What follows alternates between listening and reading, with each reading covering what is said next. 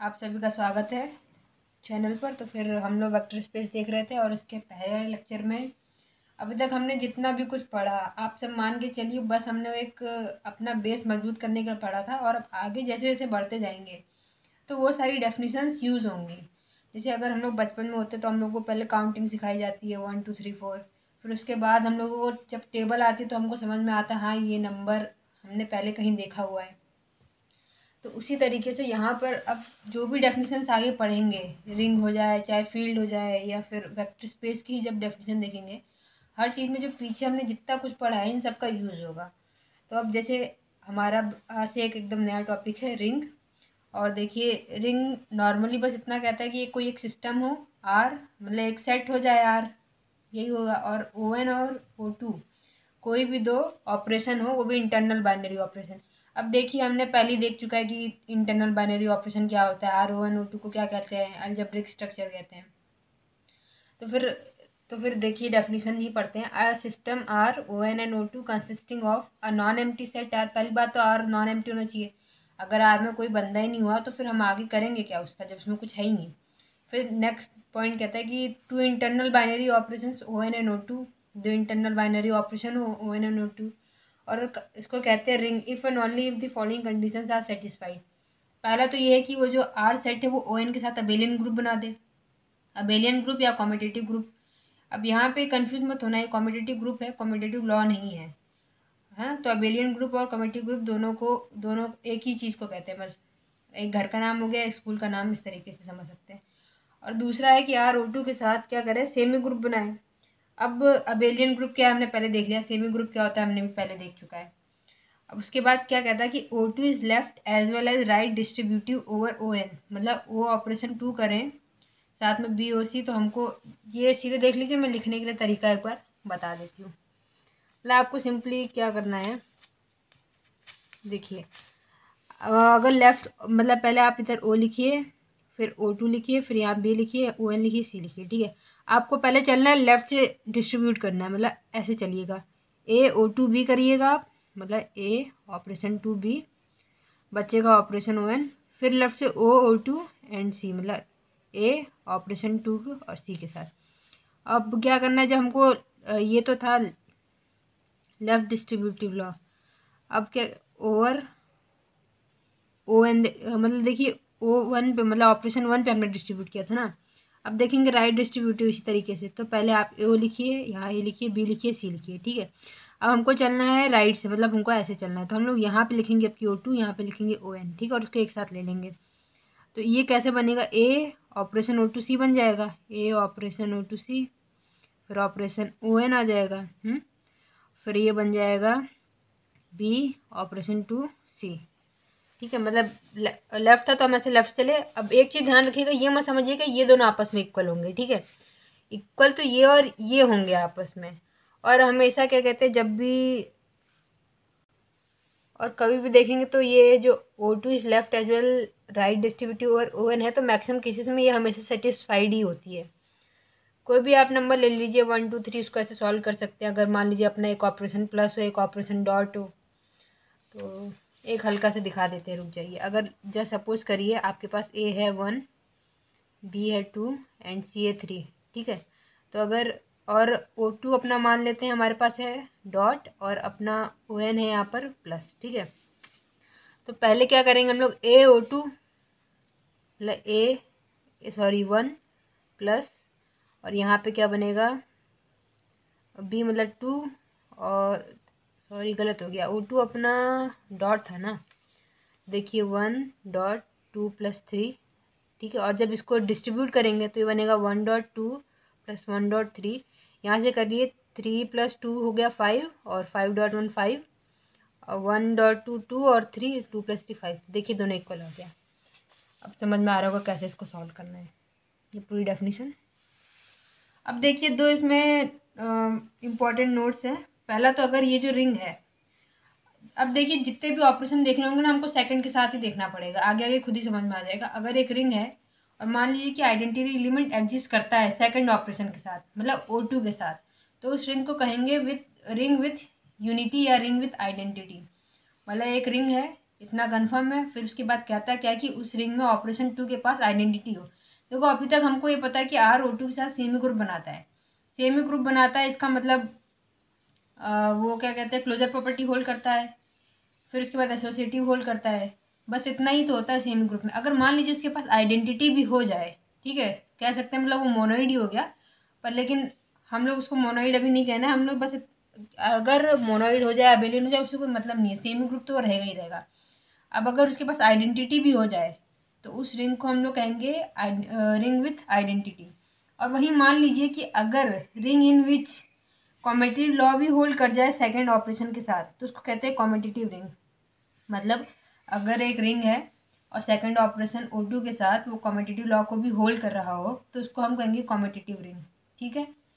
और अगर फिर थर्ड पॉइंट बनता है अगर 1 और 2 दोनों कंबाइन हो जाए, मतलब कि रिंग हो सेकंड ऑपरेशन के साथ आइडेंटिटी भी एग्जिस्ट करती है और कॉम्पिटिटिव लॉ को भी वो होल्ड करता है, तो हम लोग उसको कहेंगे कॉम्पिटिटिव रिंग विथ यूनिटी या CRU ऐसे सिंपल में। अब इसको गलती से ये मत सोच लेना कि अबेलियन ग्रुप बन गया।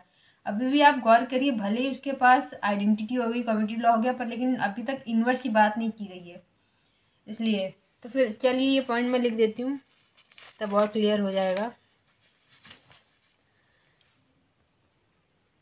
नोट। तो देखिए जो मैंने समझाया मैंने वही यहाँ पे लिखा है। अगर रिंग है with in which identity element exist for the second operation तो उसको कहेंगे रिंग विथ आइडेंटिटी। और यदि एक रिंग हो अगर उसमें कॉम्पिटेटिव लॉ होल्ड करता है सेकंड ऑपरेशन के लिए तो उसको कहेंगे कॉम्पिटेटिव रिंग। और अगर मान लीजिए कि दोनों चीज़ मतलब आइडेंटिटी भी हो और कॉम्पिटेटिव लॉ को भी होल्ड करे then it is said to be CRU और competitive ring with unity. For example let's see, our first example is Z plus dot, ठीक है। First we have to see is it ring. तो फिर देखिए अब पहला ring का यही था कि नॉन एम्प्टी, ठीक है, इंटीजर को वैसे भी नॉन एम्प्टी होता नहीं है। जेड में क्या होते हैं 2 -3 -2 -1 0 1 2 3 एंड सो ऑन। तो फिर हमको पहले बात तो जेड प्लस के साथ ये अबेलियन होना चाहिए और बेशक ये बनाता भी है, पहले ही हमने देख चुके हैं, सेकंड लेक्चर ही था शायद जिसमें सारे एग्जाम्पल सॉल्व किए थे। फिर उसके बाद हमको ये देखना होता है कि जेड डॉट के साथ क्या बनाए, सेमी ग्रुप, और ये करता भी बनाता भी है, ठीक है। और फिर थर्ड जो आती थी हमारी मतलब कि left as well as right distributive over ON होना चाहिए O2 को। तो A डॉट, क्योंकि अपने यहाँ second operation dot A dot B plus C equal to A dot B plus A dot C होना चाहिए, और A plus B dot C अगर करें तो होना चाहिए A dot C plus B dot C, ठीक है। और ये हमेशा होल्ड करता है for all ABC belongs to Z. अभी एग्जाम्पल भी तो देखा था 1 2 3, ऐसे किसी का भी लेंगे आप ये हमेशा होल्ड करेगा ही। और अगर एग्जाम्पल देखना चाहें तो ये PS डेल्टा U, याद करिए PS के साथ डेल्टा के साथ ये अबेलियन बनाता था, हमने ये भी दिखा दिया है। और PS यूनियन के साथ मोनोइड बनाता था, ठीक है। अब मोनोइड बनाता है तो उसका मतलब सेमी ग्रुप तो बनाता ही होगा, ठीक है, सही है। अब इन दोनों में चलिए देखते हैं ये क्या CRU भी है कि नहीं, मतलब रिंग तो है ये दोनों। ये एग्जाम्पल 1 था, एग्जाम्पल 2 था। तो एग्जाम्पल 1 में अगर मतलब सेकंड ऑपरेशन के साथ हमको देखना पड़ेगा आइडेंटिटी एलिमेंट है कि नहीं। अब देखिए जेड डॉट है, मतलब कि जैसे 6 में ऐसा क्या मल्टीप्लाई करने की 6 मिल जाए, ऑब्वियसली 1 ही होगा, और 1 जेड इंटीजर में बिलोंग भी करता है, मतलब इसके पास आइडेंटिटी है और वो है अपनी 1, ठीक है। और अगर देखें कॉम्पिटिटिव लॉ तो डॉट वैसे भी कॉम्पिटिटिव लॉ को होल्ड करता है, मतलब 2 इंटू 3 कर दें तो 3 इंटू 2 कर दें दोनों बराबर ही होता है, और ये कॉम्पिटिटिव लॉ को भी होल्ड करता है। तो इसका मतलब ये रिंग हो गई विथ यूनिटी एंड कॉम्पिटिटिव, मतलब ये CRU हो गया। अब अगर इसकी बात करें फिर हमको देखना है सेकंड ऑपरेशन में, मतलब आप आइडेंटिटी की अगर बात करें तो सेकंड ऑपरेशन मतलब PS यूनियन के साथ, तो आप ऐसे किसी भी एक A में मतलब ऐसा क्या यूनियन कर दें कि आपको A ही मिल जाए, तो जाहिर सी बात है आप 5 कर देंगे तो यहाँ आइडेंटिटी एलिमेंट 5 मिल जाएगा, और कम्यूटेटिव लॉ होल्ड ही करता है सेट थ्योरी में, तो इसका मतलब ये भी अपना CRU हो गया, दोनों चीज़। और भी एग्जांपल हैं CRU के, जैसे PS डेल्टा इंटरसेक्शन वाला, वो भी हो जाएगा। और एक और देख लेते हैं मॉड्यूलो में, ZM प्लस डॉट के साथ। देखिए ZM प्लस के साथ तो अपेलियन बनाता ही था, उसमें कोई दिक्कत ही नहीं आई थी। बस डॉट में हमने देखा था कि डॉट के साथ वो मतलब इन्वर्स में दिक्कत हो रही थी। फिर उसके बाद फिर हमने उसमें मतलब स्टार किया था ऊपर, मतलब जीरो एलिमेंट को हटा दिया था। फिर हमने 2 केसेस बनाए थे, तो प्लस के साथ तो कोई दिक्कत थी नहीं। और ZM डॉट के साथ ये सेमी ग्रुप तक तो बनाता ही था, मतलब वैसे तो मोनोइड तक था, क्योंकि इसके पास आइडेंटिटी भी थी। याद करिए, आइडेंटिटी इसकी 1 बार थी, बस इन्वर्स में ही तो दिक्कत थी। तो इसका और ये भी अपना CRE हो जाएगा, कॉमेडी लॉ होल्ड करेगा ही करेगा। एग्जाम्पल, एक एग्जाम्पल और ये लास्ट है इस पर, और ये थोड़ा इम्पोर्टेंट भी है। जैसे अगर MN प्लस और डॉट के साथ बना रहा हो ओवर R, ठीक है। तो देखिए इतना जान लीजिए, अगर आपको N क्रॉस M दिया हो, या चलो M क्रॉस N दिया हो, तो आप कहेंगे इसमें वो सारी मैट्रिसेस होंगी, ठीक है, जो M क्रॉस N की बनी होंगी मैट्रिसेस, ठीक। और अगर सिर्फ MN दिया हो, तो इसको समझ लेना, इसका मतलब MN क्रॉस N होता है, इसमें वो सारी होंगी, मतलब सारे मैट्रिसेस होंगे जो कि N क्रॉस N के होंगे, ठीक है। अगर एग्जाम्पल M2 है, या M2 मतलब M2 इंटू 2 का होगा, जैसे 1 1 1 1 इस टाइप में। अगर M3 हो गया, तो मतलब M3 क्रॉस 3 का होगा, तो ये बन जाएगा अपना 1 2 3 4 5 6 7 8 9 इस तरीके से कुछ, ठीक है। 3x3 का, ये 2x2 का, इस तरीके से। तो हमको देखना है कि ये अपना क्या होता है, मतलब रिंग होगा कि नहीं होगा। तो पहली बात तो MN प्लस के साथ क्या होना चाहिए, रिंग। तो फिर ठीक है, पहला हम लोग एक टेक N इक्वल टू 2, ठीक है। तो यहाँ से अपने पास पहला M2 को हमको देखना है प्लस के साथ अबेलियन है कि नहीं है। अबेलियन होने के लिए 5 प्रॉपर्टी होल्ड करती थी। पहली थी क्लोजर, ठीक है, क्लोजर प्रॉपर्टी। अब आप खुद ही सोचिए, अगर एक मैट्रिक्स है 2x2 क्रॉस की, दूसरी मैट्रिक्स भी है 2x2 क्रॉस की, उसको ऐड ऑन करेंगे तो वापस एक मैट्रिक्स ही मिलेगी 2x2 क्रॉस की। अगर अपना A है, ऐसे सिंपल नंबर से 1 1 1 1 ले लें, एंड अपना B ले लीजिए 1 0 0 1, ठीक है। अब A और B को जोड़िए, 1 + 1 1 1 + 0 सॉरी 1 + 1 2 1 0 तो 1, तो ये सीधे बन जाएगा अगर A + B करेंगे तो 2 0 1, ये 1 होगा और यहाँ भी 2 होगा। तो ये भी तो 2 क्रॉस 2 की ही बनी ना, मतलब कि for all A and B belongs to M2 implies that A + B भी बिलोंग करेगा M2 में। मतलब for all A, B belongs to M2 implies that A + B belongs to M2, मतलब क्लोजर प्रॉपर्टी है। और मैट्रिक्स में हमेशा associative hold करता ही है, एसोसिएटिविटी, ठीक है। तो matrix addition is always associative, मतलब A + B + C करें तो ये बराबर हो जाएगा A + B + C for all A B C belongs to M2, ठीक है। अब थर्ड पॉइंट आता है हमारा existence of identity, existence of identity, ठीक है। तो आप खुद ही देखिए, देयर एग्जिस्ट अ जीरो, मतलब इसको कहते हैं null matrix, there exist a null matrix, ठीक है। ओ, और इसको कहते हैं 0 0 0 0 बिलोंग्स टू M2। देखिए 2x2 क्रॉस का है तो M2 में बिलोंग करेगा, क्योंकि M2 में वो सारे मैट्रिक्स होते हैं जो 2x2 क्रॉस के होते हैं। इस तरीके से कि अगर आप O + A करें या फिर A + O करें तो आपको A ही मिलना है। For all A belongs to M2, देख लीजिए इसमें कोई भी मैट्रिक्स को ऐड ऑन करेंगे तो वापस वही मैट्रिक्स मिल जाएगी। तो फिर मतलब therefore O equal to 0 0 0 0 is the identity of M2। अब आइडेंटिटी हो गई, अब बात करें हम लोग इन्वर्स की। एग्जिस्टेंस ऑफ इन्वर्स, मतलब देखिए अगर एक ए बिलोंग करेगा तो माइनस ए भी तो बिलोंग करेगा, मतलब for all A belongs to M2 there exist minus A belongs to M2। मतलब इस तरीके से ए प्लस माइनस ए करेंगे आपको क्या मिल जाएगा, या फिर माइनस ए प्लस ए करेंगे तो आपको नल वेक्टर मिल जाएगा। जैसे एग्जांपल के जैसे 1 1 1 1 अगर बिलोंग करता है 2/2 में, तो फिर -1 -1 -1 -1 भी तो बिलोंग करेगा ही ना M2 में। तो आराम से दोनों को ऐड करेंगे तो आपको नल वेक्टर मिल जाएगा।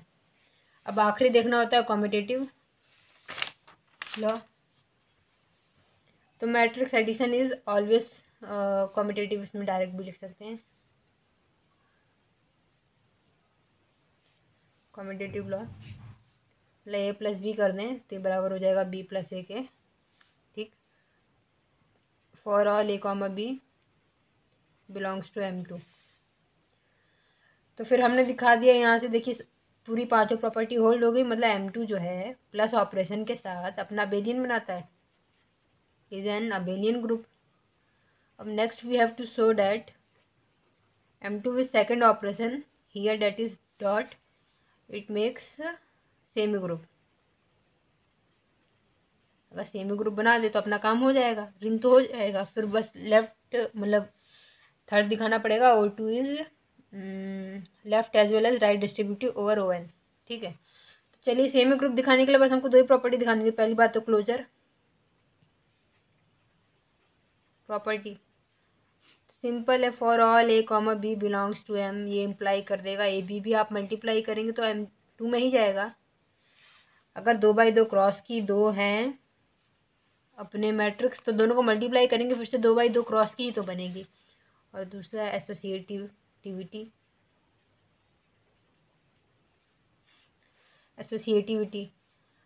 और मतलब ए बी डॉट सी करें equal to A B C हो जाएगा for all A comma B comma C belongs to M2, ठीक है। मैट्रिक्स मल्टीप्लिकेशन भी हमेशा एसोसिएटिव होता है, बट लेकिन मैट्रिक्स मल्टीप्लिकेशन कॉम्यूटेटिव नहीं होता है, ये चीज़ गौर करिएगा। तो यहाँ सीधे लिख दीजिए मैट्रिक्स मल्टीप्लिकेशन इज ऑलवेज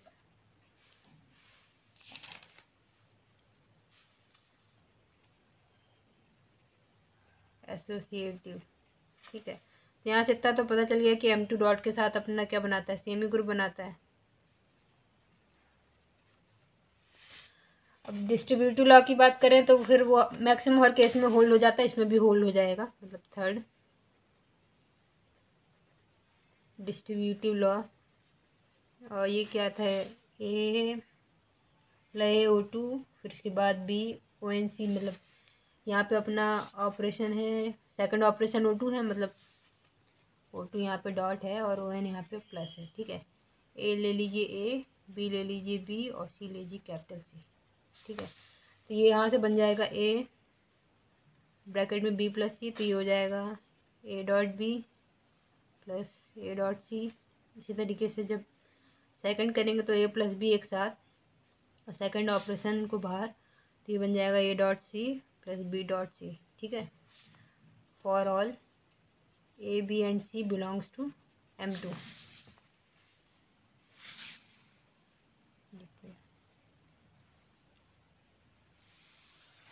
तो इसका मतलब अब कंफर्म हो गया कि ये रिंग तो हो गई है। मतलब अब इतना कंफर्म है कि M2 with plus and dot is a ring. अब आगे चेक कर लेते हैं क्या ये रिंग विथ यूनिटी है या रिंग विथ कॉम्यूटेटिव लॉ है या CRU है, मतलब चेक किया जाए। तो फिर मतलब अगर हमको देखना पड़े रिंग विथ यूनिटी, इसका मतलब M2 डॉट के साथ अगर आइडेंटिटी एग्जिस्ट कर जाए तो हम देखेंगे कि there exist i equal to 1001 belongs to M2 such that अगर i इंटू ए करें या a इंटू आई करें तो आपको ये मिल जाता है for all a belongs to M2। ठीक है, इसका मतलब आइडेंटिटी तो एग्जिस्ट करती है। अब कॉम्यूटेटिव लॉ की बात करें अगर, तो फिर हमने वैसे भी थर्ड क्लास में देखा है, कभी भी दो मैट्रिक्स का समेशन करो तो A dot B not equal to B dot A होता है इन जनरल। तो मतलब अपने पास यहाँ से ये तो कंफर्म हो गया कि ये रिंग है विथ यूनिटी और ये नहीं है। तो ठीक है, मतलब देयरफॉर एक final right mn plus dot is a ring with identity. तो अब देखिए ना, ऐसा होता है कि जो रिंग होती है वो दो तरीके की होती हैं। एक तो होता है रिंग विथ जीरो डिवीजर और रिंग विदाउट जीरो डिवीजर। तो ये जो zero divisor without zero divisor जो भी अभी चेक करना है, ये हमेशा दूसरे ऑपरेशन के साथ ही करते हैं। ठीक है, यहाँ पे जैसे दूसरा ऑपरेशन डॉट था उसी के साथ, मतलब भी मतलब देखिए देयर आर, जैसे रिंग जो हो गई वो दो तरह का ही हो गई। पहली है रिंग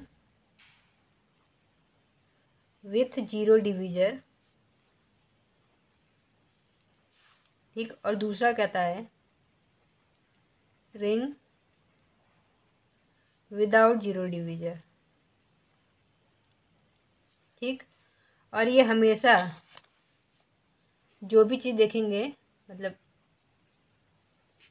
हमेशा दूसरे ऑपरेशन के साथ